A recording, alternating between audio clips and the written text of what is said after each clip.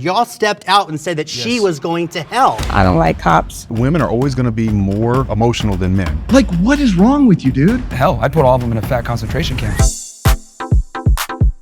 If you've spent any time on the internet recently, you've probably come across content from Jubilee Media. Jubilee is a YouTube behemoth that's amassed 9.2 million subscribers by producing social experiments and debates on things like whether being fat is a choice, whether you can stop being gay, whether minors deserve gender-affirming care, whether men are superior to women in a conversation framed alphas versus betas. Women have to earn good.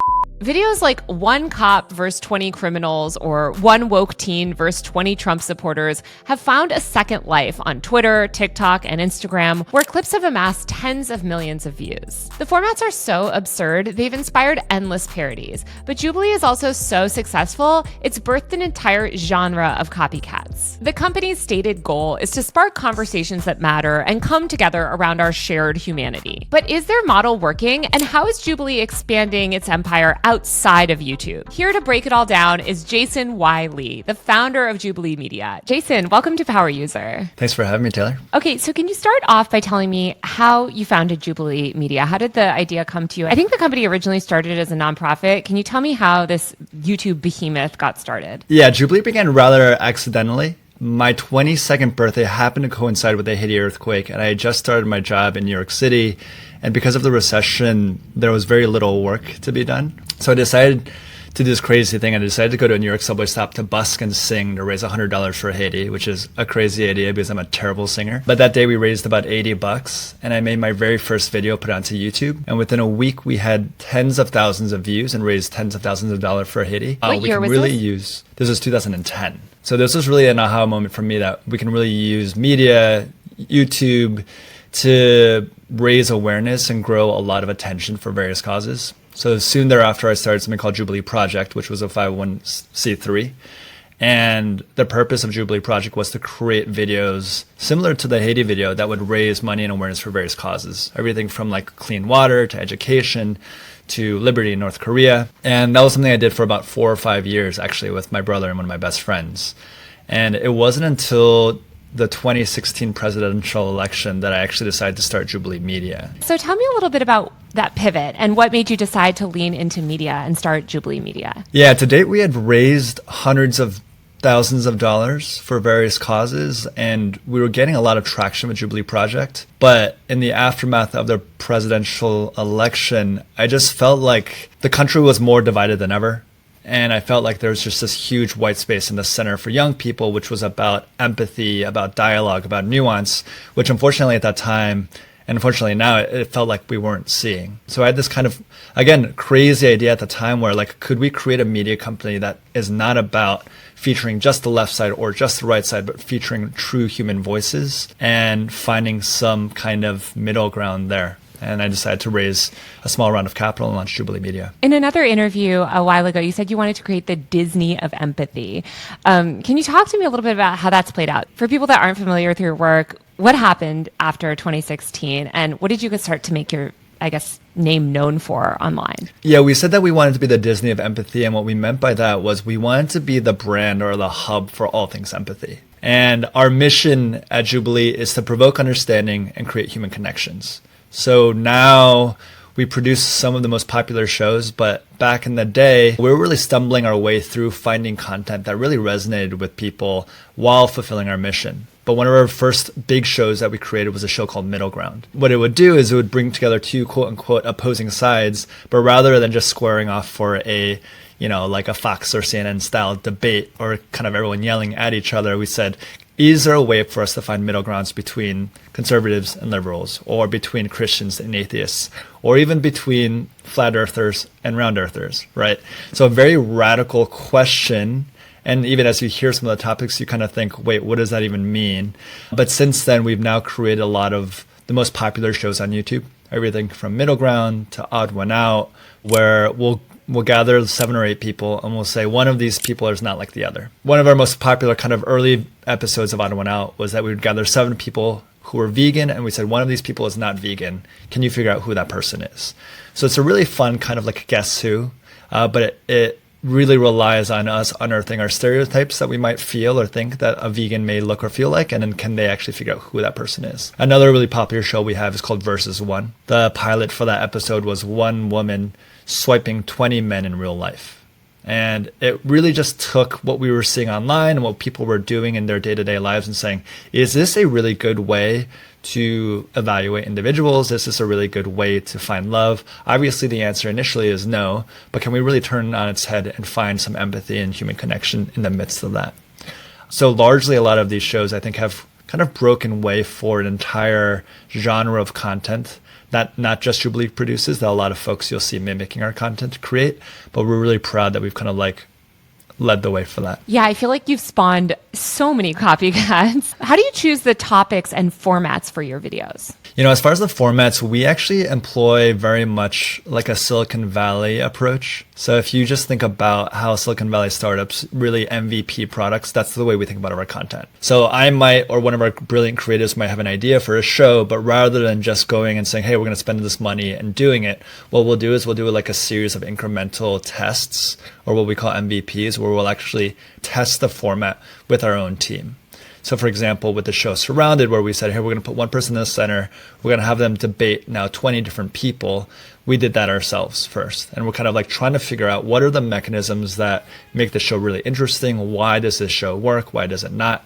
And then as it relates to actual episodes, you know, we have a lot of data, which is really helpful, where we're looking at trends, topics that are in the zeitgeist, but also able to kind of predict where we think the conversation is going.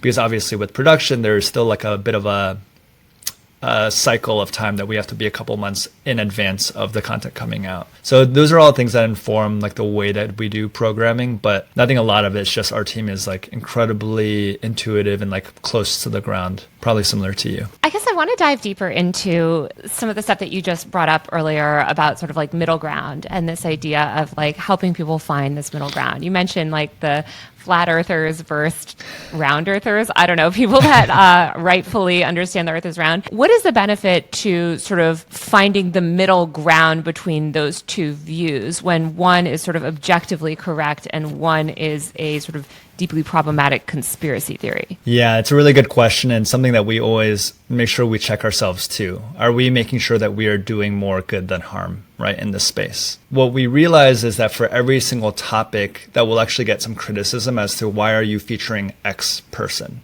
For example, like if we do a video that features hardcore conservatives, a lot of liberals will come out and say, why would you platform a conservative? But on the flip side, if we feature someone who is very, very liberal, we'll actually hear from a lot of conservative fans and say, why would you feature X person? And when we were kind of evaluating that, we said, is there a way for us to find empathy in the midst of all of these conversations?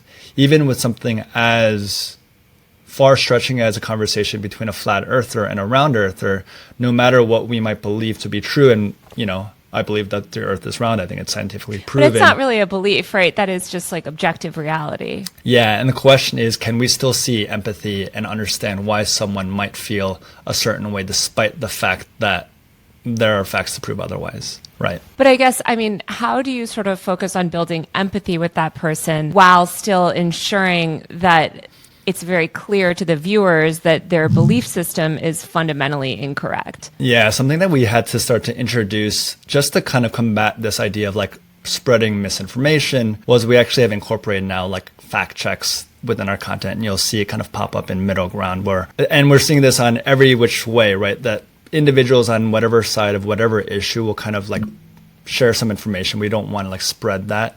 And that's one of the reasons we also rely a lot on anecdotal experiences too. Yeah. Although I guess like, I mean, there's one thing that you said in your, in another recent interview where you said, if we get equal amounts of canceling from both sides, that's great. It means we've done it in a way that doesn't seem biased.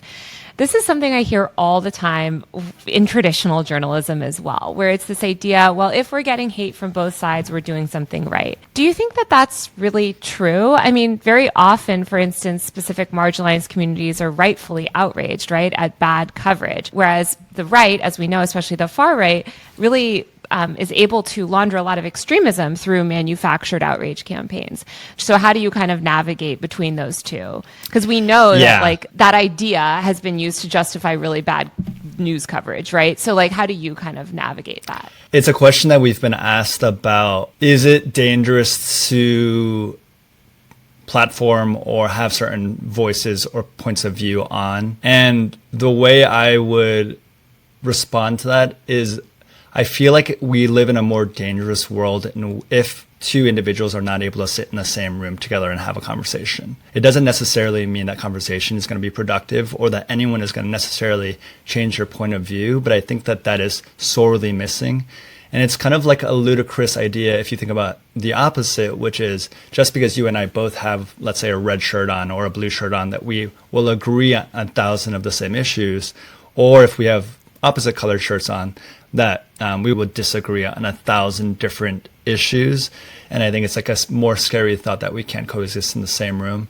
And that's one of the reasons why we are really careful about the different people that we portray in the various spaces, as well as the different topics.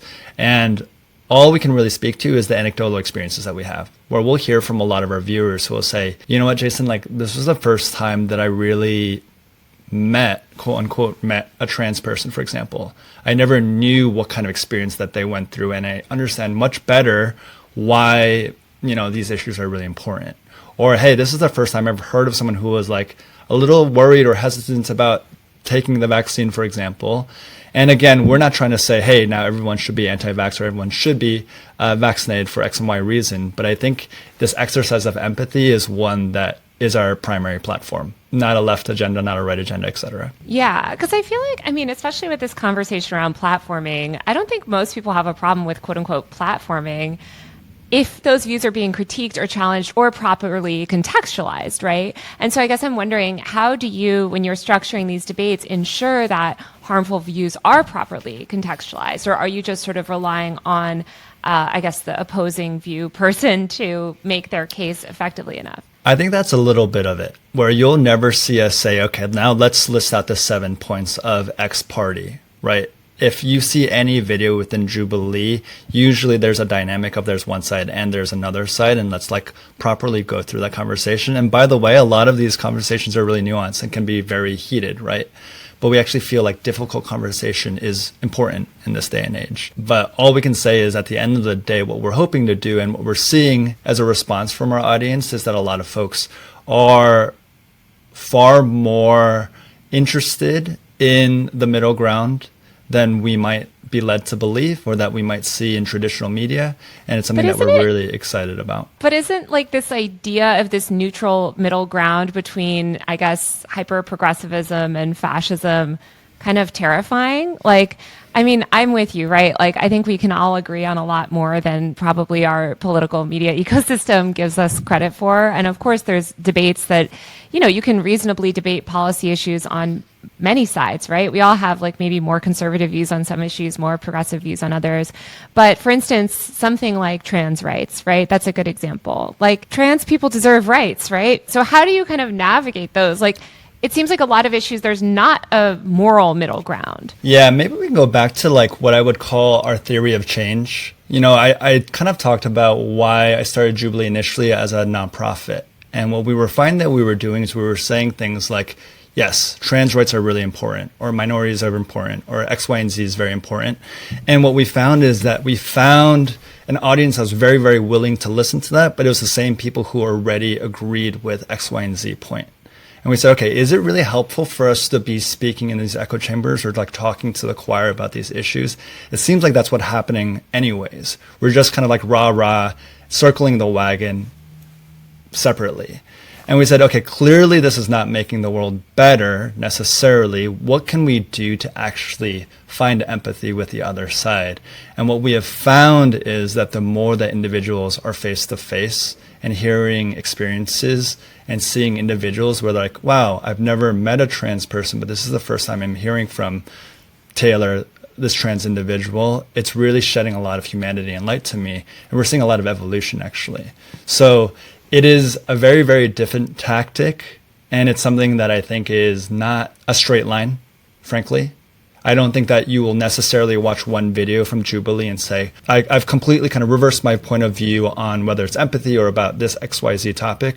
But what we are seeing is that our audience is primarily young individuals who are constantly thinking about and chewing over kind of more nuanced questions in a way that we are building this ability to hear nuanced perspective and say, hey, I agree with this, but I kind of slightly disagree with you here, and that's okay. And how many different places are we seeing that happen? I don't disagree with any of the questions that you kind of are getting at. I just feel like there is not a better alternative right now, and we're just trying our best to have good, empathetic conversations in a place where we feel there's a tremendous lack of that. I guess, are you worried about getting played by the far right? I mean, one thing, I've written so much about the far right and the internet and their ability to sort of like weaponize the attention economy and also sort of move the Overton window further and further to the right, right? Like, do women deserve rights? Like just that question is inherently sort of, I guess, skewed, right, in a certain way.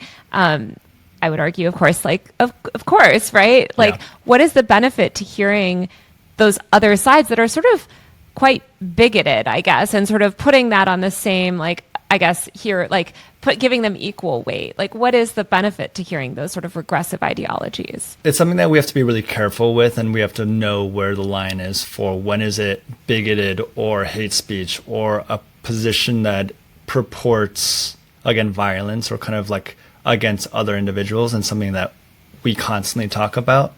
So it's something that we're really aware of and we think about quite a bit. I think a lot of times what I find that folks are surprised by is, you know what, maybe I can back up. And one way I can talk about it is, if you and I, Taylor, were to be the ones who were to decide on every issue who deserves or is allowed to have a voice, I think that the content would look a very specific way. And I think we would be pleased with it because it would kind of like, it would kind of echo back everything that we believe in our lives, right? Not me. I mean, I love talking to people I disagree with, but I'm also, as a journalist, very aware of the dynamics of online attention. Mm-hmm. And so, I think it's really important to challenge and contextualize specific hateful ideologies because I know how they use the internet to launder that stuff, right? Yeah. And it's something that we do. I think our casting team does a very good job of, like, we are constantly, it's not like, hey, someone's raised their hand, they say, hey, I've got whatever, I'm an XYZ person, and we say, come on in. We'll actually do rounds of interviews with them. We'll talk to them about their ideology, their points of view, and their perspectives. And also we do edit our videos, right? And on one hand, we don't want to favor one side or the other, but we are very careful into trying to make sure that we're not spreaders of information or ideologies that might be hateful or bad or kind of reductive. You were talking earlier, just something you said about sort of this like political team ideology, right? Where you're like team red or team blue. And I'm totally with you. I think there's way too much like fandom on either side and not enough like self-criticism from either political party. I guess though, like when I think about the format of Jubilee videos, they're structured very like one side versus the other, right? It is always sort of framed as like two opposing things. So how do you how do you feel that is helping break out of that like double-sidedness if it's sort of still presenting the information as like a double-sided, I guess? It's a great question because if you look at the thumbnail for one of our videos where it's Republicans versus Democrat middle ground, right? Initially, I think that you were expecting a very, very similar type of conversation where it's one side yelling at the other. But when you actually watch the video, as you've probably done, you can see that actually the mechanics of it are very, very different. What we're doing is we're not saying, hey, who's better on the economy? We'll say, let us create prompts where we can see either side come forward. For example, a good prompt for a middle ground with Republicans versus Democrats would be, I believe America is the best country in the world, right? That is not a liberal or Republican perspective. All these folks are U.S. citizens. And it's interesting to see a mixed bag of individuals step forward and for different reasons. But I think even that, I know it's a very, very tenuous thing, but even that alone for a couple of Republican individuals and Democratic individuals to come forward and say, I love this country. I think it's the best country in the world. We have found to show there's a lot of progress that's made via that. So yeah, I think that when you just kind of look at Jubilee at the outset, you might be like, oh, is this actually helpful? But when you actually watch the content, I think you'll see that the mechanics of it actually are built to create this empathetic conversation and dialogue. And I think that what we're trying to figure out is, can we unpack and peel back the onion, not to create a point of view that's like nothing is true. It's more, if we can find nuance, can we actually find points of agreement?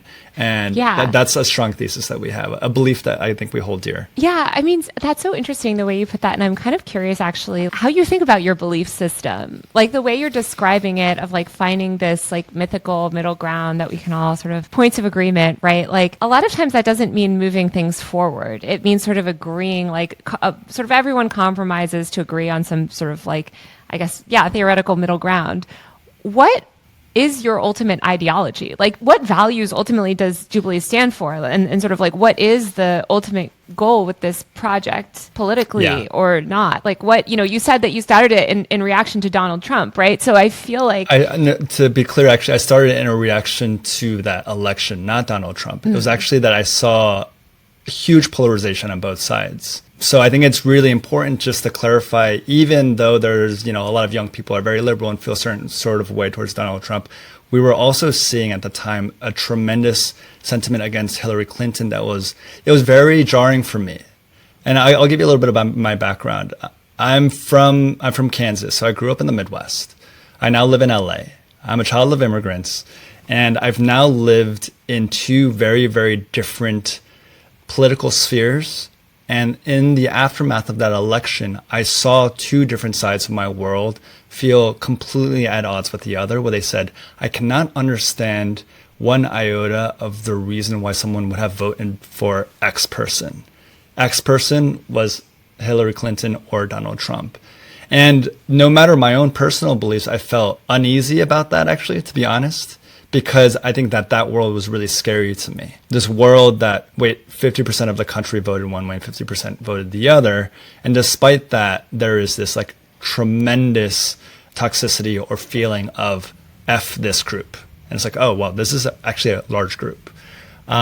Just to back up even further, my background was I actually worked on the Obama campaign in 2007. So I was part of the New Hampshire primary when he was running as Senator Obama at the time against Hillary Clinton, right?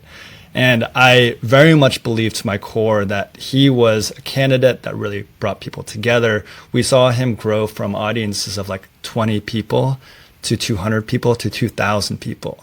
And it was something that we went door to door. We were sleeping on couches. We were really purporting this idea of like, yes, we can, right? Change. We ended up losing the New Hampshire primary, if you remember.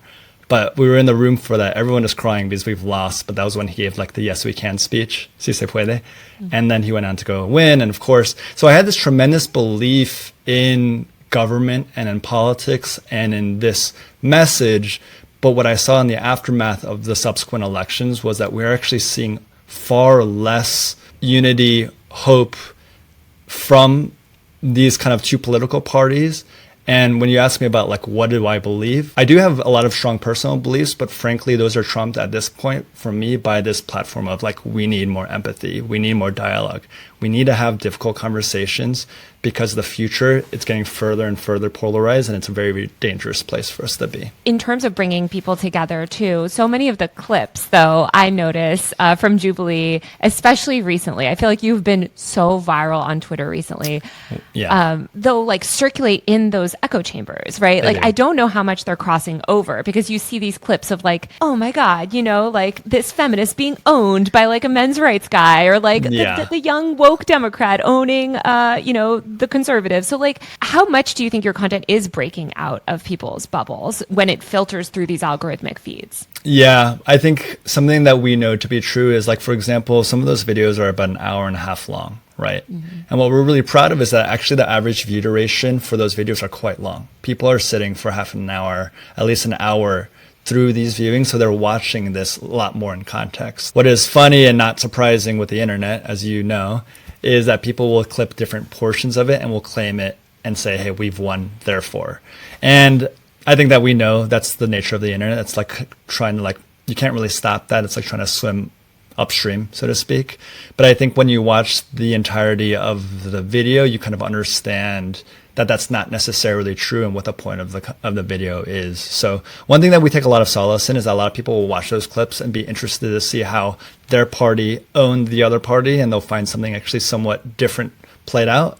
And that's okay, and that they're actually getting exposed to kind of different points of view when they're watching that larger video. So definitely a recommendation is to please go watch the YouTube video as well. Are there any videos that you've wanted to do and haven't been able to do? Any topics that you've really wanted to cover but ultimately decided not to cover or haven't been able to? We actually at one point were talking with some of the political campaigns about featuring candidates in our content. And it's something that we are very, very interested in doing. And the reason is because I think when we watch things like the presidential election debate, for example, a lot of young people in particular are tuning out because they feel like it's so rote, it's very scripted, it's all very, very kind of practiced lines, and people are even questioning the moderation of it, right? The fact checking of it. It's biased. And both sides, by the way, are kind of complaining about this format, and a lot of young people are not tuning in. And I think that there's a huge problem with that. And the reason why we are hopeful that in the future, like a Jubilee can host something like this is because if you look at any of our content, this is featuring normal individuals, normal perspective, normal questions that I think we don't want to get through these talking points and get to what do you really believe? What are we actually talking about here? So that's the dream for us in the future, is to be able to do topics like that. As far as right now, other topics we haven't hit, a lot of it's actually a casting issue. Any given day, we're looking for example, cops and felons or former gang members or current gang members. And you can understand why that's a bit of a difficult task sometimes. But that's something that we're always trying to kind of push the needle on and seeing, can we create a space where people trust us and are willing to share their story here because they know that we don't have an agenda to have one side win. Talk to me a little bit more about your casting and production process. I mean, how many people do you have working for Jubilee? What does the structure look like? It seems like a lot of these videos would take a lot of back-end production work to put on. Yeah, I'm really proud because we feel like we're still a pretty ragtag team. We're a team of about 30 individuals here in LA. And our casting team is about 4 full-time people and some freelancers. And that work is incredibly difficult. But what's awesome is we've actually built now a casting network of hundreds of thousands of people who have kind of submitted and say, hey, I would love to be in a video. And when you submit, for example, you might be like, hi, I'm Jason, I'm Korean American, I'm a cisgender male, I'm straight, all these different things. And there's all these different criteria by which we might ask someone to come in, right? Because one day we might be looking for virgins versus sex addicts. Another day we might be looking for Christians versus atheists. So you can imagine every day is not like the other, at least from a casting perspective. But one thing that we love is that young people in particular really want to participate. That they really want to participate and they don't want to just watch. And that's a huge thesis that we have, is that they want to come and participate and that they actually want to feel that human connection. And you'd be surprised by the number of times we have a quote unquote debate with 2 opposing sides, but at the end, everyone is going to grab beers together. That happens alarmingly frequently. I feel like that's the criticism of Washington, D.C., though, is that they all grab beers together after fighting at the end. I mean, it's an important question of are things better now than they were in the past? Because I think that something that I lament the fact is that there's not bipartisan bills coming through, right? We saw that in the decades prior. And it's not something that we see right now. It's what has brought us to this place? What is the way forward, and how would we find more bipartisanship? And I would argue more beer might be better. You guys have gotten incredibly popular. I think you're sitting at, 9.2 million subscribers, I think billions of views. How are you expanding the Jubilee empire? I think you've launched a spinoff called Nectar. Can you tell me a little bit about that? Yeah, Nectar came about because some of our most popular shows were dating shows. And we just found that when it was one person dating 20 or all these different formats, that it was something that a lot of our viewers really wanted, but also kind of can be starkly different as far as tone or voice versus a middle ground episode or something like Spectrum or Odd One Out even. So we decided to launch Nectar as its own standalone channel last year. And it's amazing because I think that channel is growing even faster now than Jubilee's content. When we kind of talk about our mission being to provoke understanding and create human connection, we don't want to do it solely through the lens of, let's say, politics, or solely through the lens of identity. We want to be able to do it and meet people where they are. And something we found really maybe unsurprising is that there's a huge epidemic of loneliness, especially among young people, right? And I think it's because we spend so much of our time online and we are connected, quote unquote, but like how much are we finding real human connection? And that our dating content as a result, I think, is pretty popular because I think a lot of folks, like we're seeing in the data that like dating is down, sex is down, people are not necessarily wanting to get married. And, you know, those are all personal decisions, but that there is still kind of an interest of what should dating look like, or who do I want in a partner? And we're trying to help people find those tools via our content and now via the technology and the experiences that we're building too. You're also moving into games. I think you raised $80,000 for a game on Kickstarter and movies. We did. Can you tell me a little bit about all these other areas of expansion? You know, one thing that we realized is that a lot of people would watch our content and that they would actually create clubs in their high schools and colleges to mimic our formats. So for example, there was like a Berkeley club that was like just about middle ground. And every week they would watch a piece of content, but then they would choose sides based on their personal beliefs and they would practice middle ground. Or there were high schools that were just Jubilee clubs, and every week they would do a spectrum episode where they would say, do all freshmen think the same? Do all girls think the same? Do all teachers think the same? And that was something that I loved because it was just kind of, we were showing people how to do formats of, you know, content, but that's interesting and entertaining to watch, but also really special to participate in. And that's one of the reasons why we ended up creating the Spectrum card set, which we ended up selling out of, is an ability to give people a place to do this in their homes, with their friends, with their communities, and ask sometimes like uncomfortable, difficult questions or fun questions or, you know, sexy questions even. But now we saw so much success with that we now want to go into experiential in-person events. And we also really want to go into technology. So that's something we're spending a lot of time on. Yeah, speaking of tech, I think, you launched a relationships app, right? Yeah, so I can talk a little bit about that. To this point of people struggling with love, we found that people on one hand are spending billions of dollars on dating apps, but the NPS score, the net promoter score, like the level of satisfaction with dating apps is the worst in any industry ever, which is maybe unsurprising, right? Everyone is downloading, deleting the apps, not because they've been successful, but it's because they're frustrated. And we said, okay, maybe the solution is not another dating app. What are the tools that we actually need to build to help people on their love journey? So we actually worked with a PhD scientist who helped us to build essentially like a Myers-Briggs for love. So it's called Love Print. So it's a series of 35 questions. You can go take it online. It'll give you one of 16 different archetypes of love. And it'll teach you like, am I an I person or a we person, for example, right? Am I more open or am I more guarded? And it kind of gave us like different tools and vernacular to talk about, hey, why, Taylor, are we very similar in some ways, or why might be more uncompatible, or what might we need to work on in our relationship? So we launched that and we got actually millions of users on that, which was really exciting. And now we've launched an app to allow people to do that and connect with their friends and their partners to see their compatibility percentages. And now, lo and behold, we are working on a dating app that will involve people being more self-aware, taking these self-assessments, and then using some of that information to say, hey, we might actually have a better match for you. What if you didn't choose your mate or match purely on the basis of looks and like this whatever 30-second blurb, which is talking about this kind of whatever meme that they found online? Rather, what if there was actually something that was like scientific that will slightly nudge you towards better matches? Might that be a better approach? So Nectar, the dating app, will be coming sometime soon in 2025. Exciting. What else, I guess, do you have on the horizon, and what else are you what other ways are you looking to expand outside of sort of the ones that you just mentioned? I mean, I feel like you are so dominant on YouTube. You know, are there other platforms that you're looking to conquer? Would you consider a streaming deal? Like, where do you see the business going in the next few years? You know, we've spoken to a lot of folks on streaming. We've also spoken to a lot of folks on linear, and also even production companies who want to produce our shows or versions of our shows or something Jubilee-esque for traditional television. And those conversations are still happening. But I think one thing that's really exciting is just the growth of YouTube and YouTube on TV as well. Like, we're seeing such a large proportion of our audience watching not just on their cell phone or their laptop, but actually watching on traditional television.